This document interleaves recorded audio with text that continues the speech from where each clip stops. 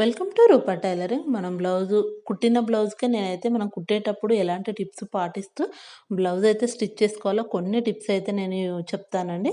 చూడండి, ముందుగా మనం భుజాలు జాయింటింగ్ చేసుకునేటప్పుడు మనం ఎప్పుడు గాని భుజాలు జాయింటింగ్ చేసుకునేటప్పుడు బ్యాక్ నెక్ వైపు ఉండేలాగానే స్టిచ్ చేసుకోవాలండి.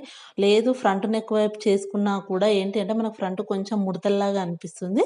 అలా అయినా పర్లేదు, ముందు చేసుకున్నా మర్చిపోయి ఒకవేళ అనుకుంటే మాక్సిమం అయితే బ్యాక్ నెక్ వైపే 2 భుజాలు మనం హ్యాండ్ దగ్గరది గానే 2 భుజాల సైడ్‌వి ఎప్పుడు బ్యాక్ నెక్ వైపు ఉండేలాగానే చూసుకోవాలి. అలా అని చెప్పేసి ఒకటి ఇటు, ఒకటి అటు అయితే కుట్టొద్దండి. మధ్యలో ఏమైతుందంటే ముడతలాగా ఇట్లా మనకు మలకలాగా వస్తుంది చూడండి, నేను చూపిస్తున్నాను. ఆ మడతలాగా వచ్చినప్పుడు ఏంటి అంటే మనకు భుజం దగ్గర ఎత్తినట్టుగా కనిపిస్తుంది చూడండి.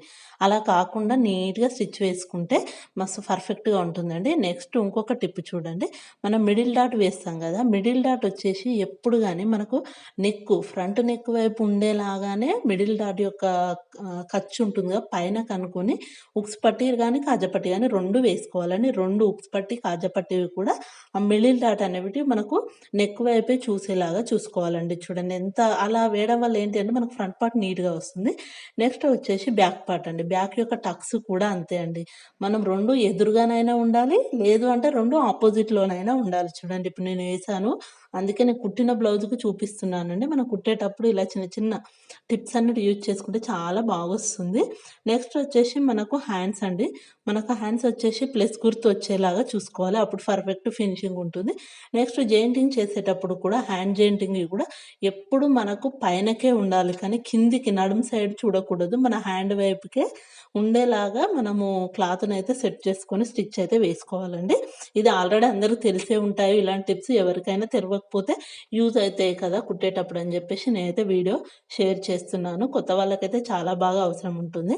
చూడండి, ఈ విధంగా నీట్‌గా నేనైతే పైపింగ్ కూడా వేసేసాను. చూడు ఎంత బాగా వచ్చేసిందో. ఇలా ప్లస్ గుర్తు గాని, మనకు ఈ పైనకు కుట్టు పైనకి వేయడం వల్ల చాలా బావుంటుంది చంక దగ్గర కూడా. మిడిల్ డాటు, నడుము యొక్క డాటు, మనకు మిడిల్‌లో ఉన్న పీరియడ్స్ గూడా ఈ విధంగా ఫోల్డింగ్ చేసి స్టిచ్ వేసుకోవాలి. లేదంటే ఫోల్డింగ్ చేసి ఒక కుట్టు ముందే వేసుకున్నా సరిపోతుందండి. సేఫ్ బెల్ట్ కంటే ముందే మనం వేసుకున్నా గూడా నీట్‌గా ఉంటుంది చూడండి. ఈ ఉక్స్ పట్టి వేసేటప్పుడు మిడిల్‌లో చూడండి, నేను చూపిస్తున్నాను ఇప్పుడు. చిన్న ప్రిల్లులాగా పెట్టుకుంటే ఏంటంటే మనం ఉక్స్ పట్టి ఫోల్డింగ్ చేసినప్పుడు పట్టినట్టుగా రాకుండా లూజ్‌గా ఫినిషింగ్ చాలా బావుంటుంది. చూడండి, బ్లౌజ్ ఇలా చిన్న చిన్న టిప్స్ యూజ్ చేసుకొని బ్లౌజ్ గనుక ఫినిషింగ్ చేసుకుంటే చాలా బాగొస్తుందండి. ఎవరైనా సరే ఈజీగా మనం బ్లౌజ్ అనేది స్టిచ్ చేసుకోవచ్చు. చూడండి ఎంత పర్ఫెక్ట్‌గా వచ్చింది. చాలా బావుందండి. వాళ్ళు బ్లౌజ్ కూడా ఇచ్చేసాను ఆల్రెడీ. చాలా అంటే చాలా బావుందని చెప్పారు.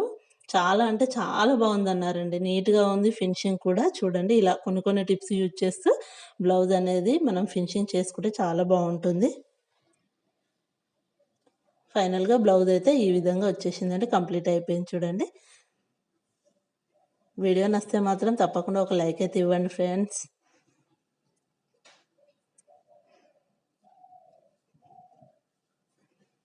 Thank you for watching.